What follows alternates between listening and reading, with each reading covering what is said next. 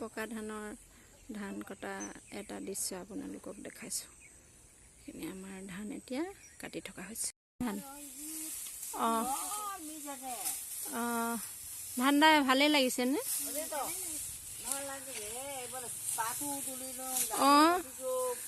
আপুনি ইমান সোনকালে পাত ছিঙি আহি আকৌ ধান কাটিছেহি।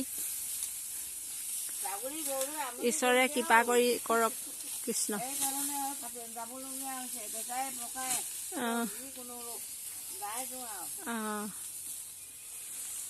ধানখিনি ভালেই হৈছে পকিলে। এয়া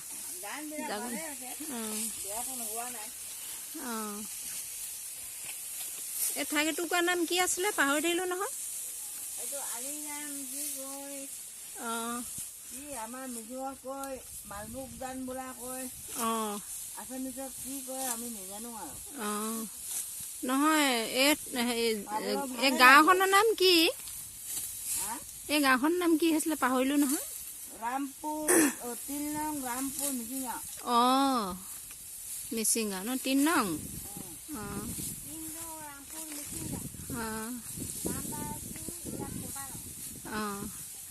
এয়া শাহু আৰু বোৱাৰী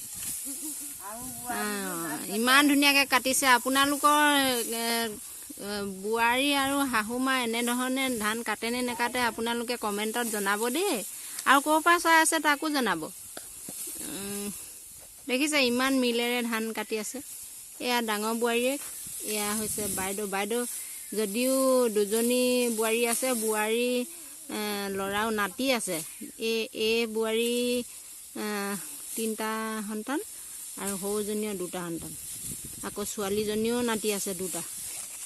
বা হ'লেও আমি এনেকুৱা অৱস্থা, আমাৰ ল'ৰাই ছোৱালী আনিলে মানে ইমানখিনি নহ'মগৈ হ'বাই, নোৱাৰিম দেই ধান কাটিব। আপোনালোকে ধান কাটিব পাৰে জানেনে নেজানে দেখাব দেই, আৰু ক'বচোন কমেণ্টত। আজিলৈ বাই।